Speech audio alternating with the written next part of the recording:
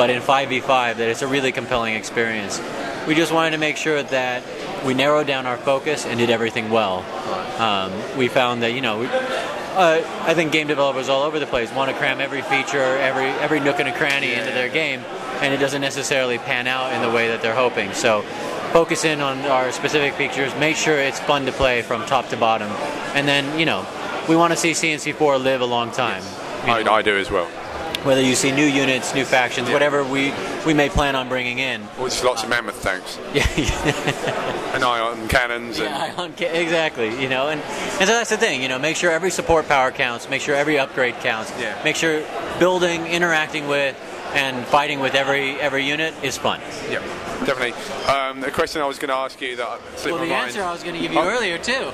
Hope so. Go for it. As part of the streamlining thing, we're just going to cut that right back into the thing. Yeah. And like I was saying about the way we streamline games is that when you get your upgrades, it happens at the crawler level or the base level. So once you get an upgrade, every unit gets that upgrade thereafter. And if you redeploy as a different class, a lot of the upgrades you did for your crawler come back with those classes.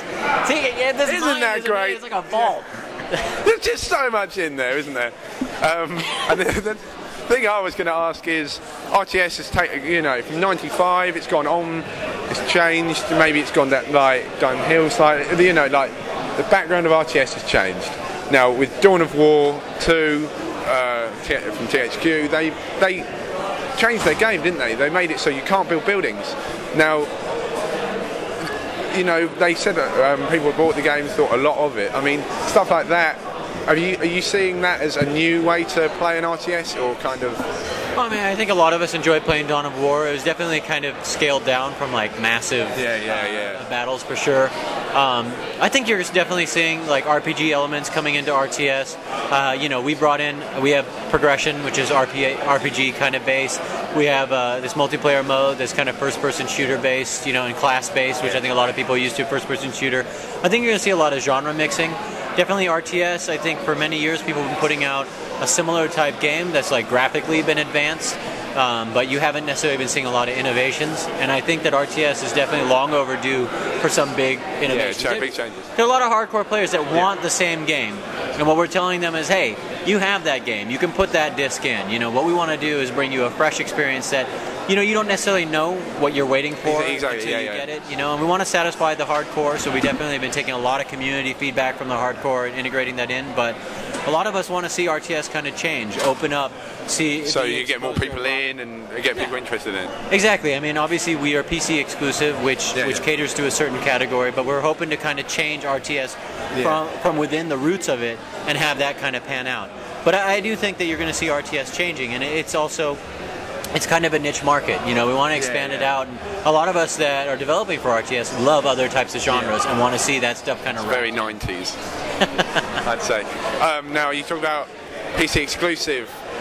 You had Command & Conquer 3 on the Xbox, which I personally, I really enjoyed.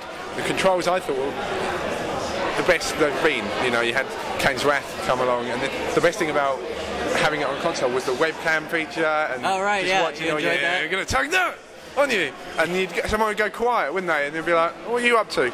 Oh dear! And there'd just be rushing of tanks, and you just see them laughing at you, which is brilliant. But exclusive to PC, where was that decision pulled out the bag? Once again, into the bag. we know that our core market is on the PC. Obviously, we love making games for the console because I was part of the 360, CNC3 360, and we were just so excited to open it up and to try and kind of break that mold of okay, how do you take a game that people will say could never go to console and take it to console and actually make it fun? Which, for me, I still love controlling the camera on the console, flying over, and it was great. So for us, the biggest decision on keeping PC exclusive was the idea of really focusing in on making sure that we made the best game possible. Oftentimes when you are going across multiple platforms, you're taking the same team and you're splitting their focus. And so for us, it was we want to round out the Tiberian Saga. We want to give the fans of Command & Conquer a really solid, installment of Command & Conquer. We're saying this is the final installment of the Tiberian Saga. We better make sure that it really kicks butt. Exactly. So focus in on the main platform for our fans, and just make sure everything works great. Especially also with the thing that we're doing with your persistent profile. The easiest way for us to do that and develop that technology was on the PC. Obviously, there's one way you could bring it to a console, plug in a mouse and keyboard. I mean, that's... Well, everybody says that, but then you basically have the PC game on a giant screen, right? I mean, it's like, you know... But then I see it as everyone plays the same game. With the PC, you've got to go out, get the graphics card. I bought a computer a year ago, and like 6 months later, I can't play Crysis. What's going on? And stuff like that. I have to agree with you. Although Crysis is a great game, also developed by EA. That's why I'm into Crysis. Which runs very well in the medium setting. On NVIDIA, no. No, and that's the thing. I'm a primarily console player because I like sticking the disc in and knowing it's going to work. Experience. I don't like digging around with all the settings and everything. Although our game does a very good job of assessing what the best setting is for your system, I do like a game that's developed simply. You put it in the console, it plays, and you know you're getting the same experience as everybody else. You're developing it for just a streamlined console. There's no changes there. With a PC, everything's changed. Like. Yeah, and that's the thing. I mean, that one of the difficulties of dealing with PC is you have a lot of the factors going in.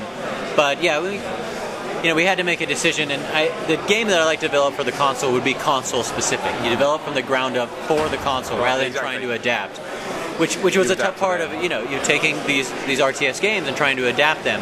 And so we tried to do the best job we could, but the real exciting project would be like, okay, you're going console-only RTS and seeing what you can do with that. The market hasn't spoken up and saying that's what it really wants, but I think if you were talking about RTS on a console, it should definitely be built like Halo Wars. They did a pretty good job. It was a little simple getting into the game, but then you heard everyone go, PC please, on the PC. It annoys me. Great, a bit of a Halo fan, I like that, and then no, got it on the PC as well, please. I mean they should have, but Halo's always trailed long on the console. But unfortunately, that Halo team was disbanded shortly after their long-awaited release. No reasons there. Sorry, guys, that was a little tough. The other, no, it hasn't slipped. Other thing, we've had a few emails about, games being processed as art or anything like that. The closest to art I feel is an RTS because it is just